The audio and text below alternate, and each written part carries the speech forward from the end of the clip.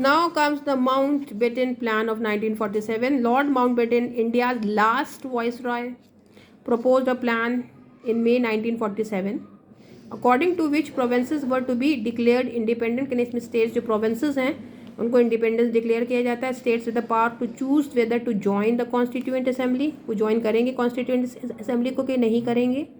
The plan was called the Mountbatten Plan, और उसको Mountbatten Plan के नाम से हिस्ट्री में जाना जाता है. Was announced on 3 जून 1947, जो अनाउंस हुआ, मई में बना और जून में अनाउंस हो गया. Country was to be divided into 2 states, 2 state होंगे, India and Pakistan.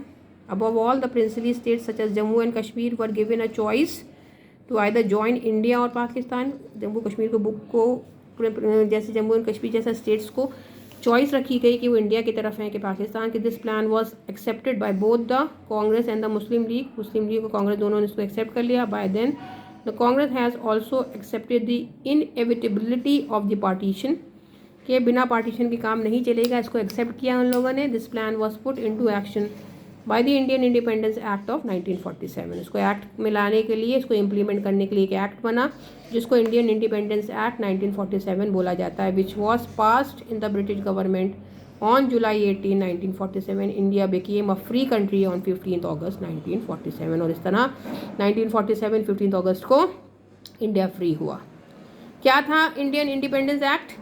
On the advice of Viceroy, British government prepared. कौन थे last Viceroy? Lord Mountbatten.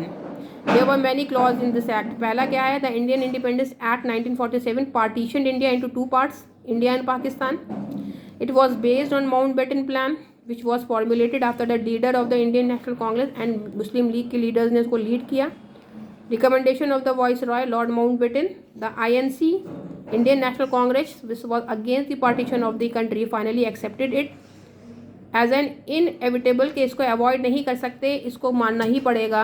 Process as per this plan India would be partition into India and Pakistan. इस तरह India और पाकिस्तान का विभाजन हुआ, division हुआ, 2 कंट्री बन गए.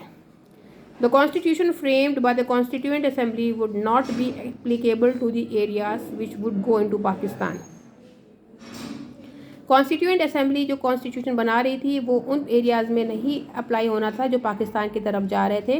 These provinces would then decide on a separate constituent assembly. उनकी अपनी अलग कॉन्स्टिट्यूएंट असेंबली होनी थी, उनका अपना अलग कॉन्स्टिट्यूशन बनना था, ये डिसाइड किया गया. The act decided to grant independence to India and Pakistan with effect from 15 August 1947.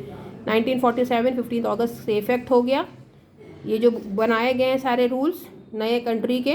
The new boundaries of dominion would be demarcated. निशानी बनाई जाएगी, डिमार्केट किया जाएगा, फेंसिंग की जाएगी, कंट्रियों को दोनों को डिवाइड किया जाएगा by the boundary commission. Boundary commission होगा जो बिल्कुल नाप करके उसकी बाउंड्री बनाएगा. The British rule over the princely states was to end. और जो प्रिंसली स्टेट्स में ब्रिटिशर्स रूल था वो ख़त्म हो जाएगा. The Governor General was appointed by His Majesty for each dominion. Her dominion जो गवर्नर जनरल हैं वहाँ अपॉइंट किए जाएंगे. He would represent His Majesty for the purpose of the government of the dominion. जो डोमिनियन एरियाज़ हैं वहाँ पे government properly work करे उसको देखने का काम. Over 560 states decided to merge with India. उस वक्त बहुत छोटे छोटे स्टेट्स थे, 560 स्टेट्स थे, प्रोविंसेस थे जिन्होंने इंडिया के साथ मर्ज होना का डिसाइड किया. पाकिस्तान बिकेम इंडिपेंडेंट ऑन 14 अगस्त. एक दिन पहले 14 अगस्त 1947 को पाकिस्तान को डिक्लेयर किया गया इंडिपेंडेंट.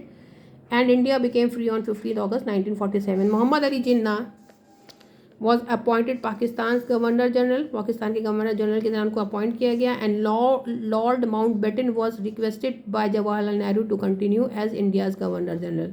और पंडित जवाहरलाल नेहरू ने लॉर्ड माउंटबेटन को कहा आप ही यहाँ की गवर्नर जनरल रहिए. On August 15, Jawaharlal Nehru was sworn in the first prime minister. उनको पहले प्राइम मिनिस्टर की ओथ दी गई 15 अगस्त 1947 को of free India. Doctor Rajendra Prasad was sworn as the first president of the Constituent Assembly. It came into force on 26 January 1950. ये पूरी history है हमारी India के फ्रीडम स्ट्रगल की, और ये चैप्टर बहुत बहुत इंपॉर्टेंट है. If you have little bit of sense please go through each and every line minutely.